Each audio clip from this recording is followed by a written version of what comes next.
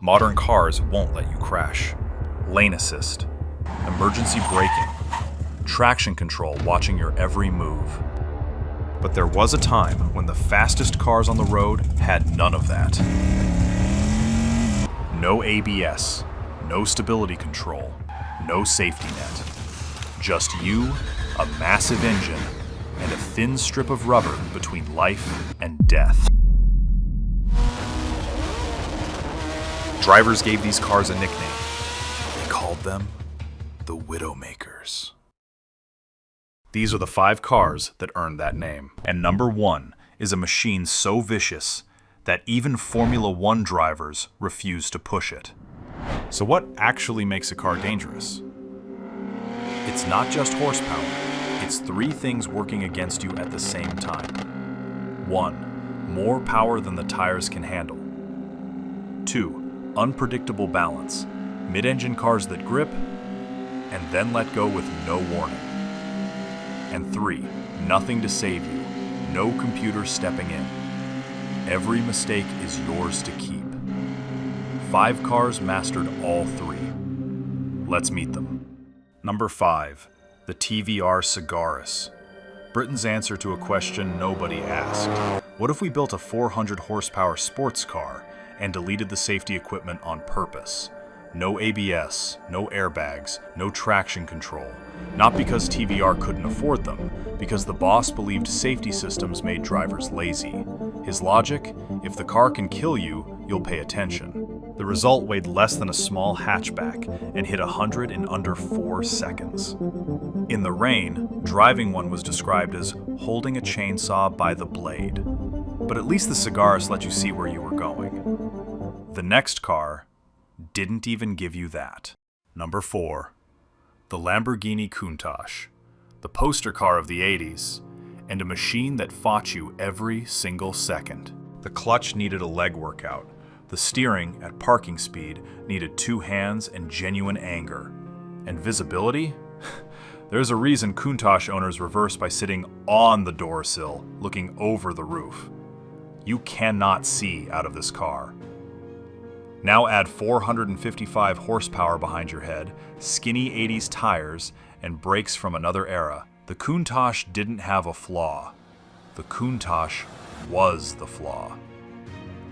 Still, the Lamborghini was at least trying to be a luxury product.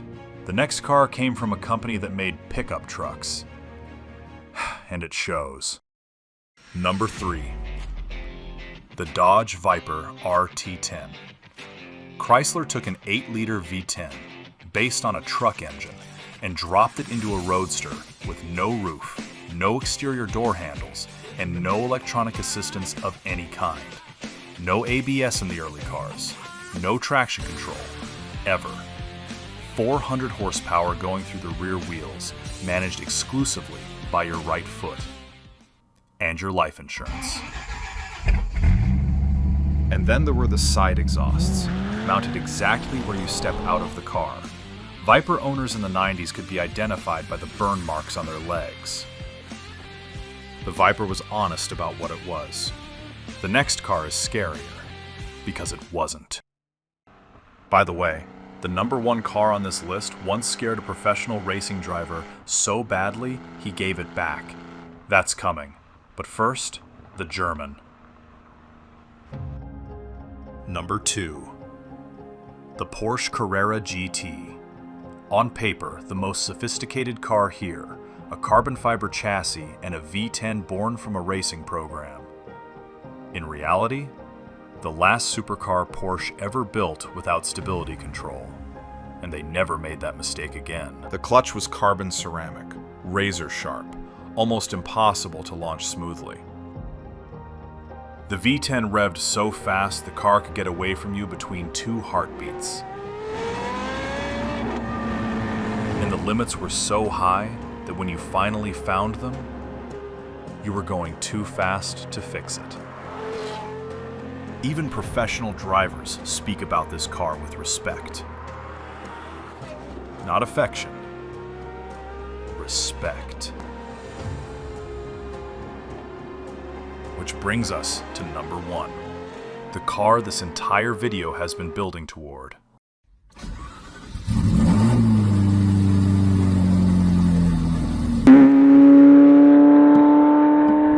The Ferrari F40, the last Ferrari approved by Enzo himself.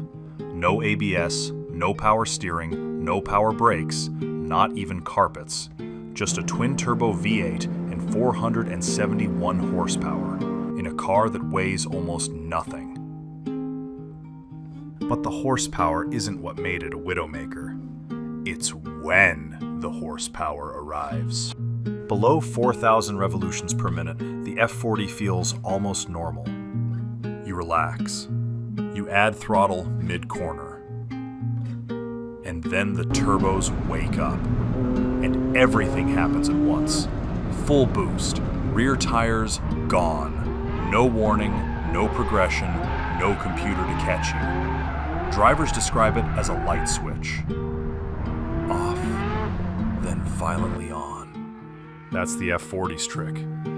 It doesn't feel dangerous until the exact moment it is. So here's the strange part. These 5 cars, the ones that punished mistakes, burned legs, and scared professionals, are now worth more than almost anything else from their era. The F40 has multiplied in value many times over. So has the Carrera GT. Why? Because they're real. Every modern supercar is faster, and none of them feel like this. When the car can kill you, every drive means something. These weren't just machines. They were a conversation between you and physics, with no moderator. Maybe that's what we actually miss. Not the danger itself, but being trusted with it. So, honest question, and I want real answers in the comments. Which of these 5 would you actually dare to drive on a wet country road? And which one would you politely admire from the parking lot?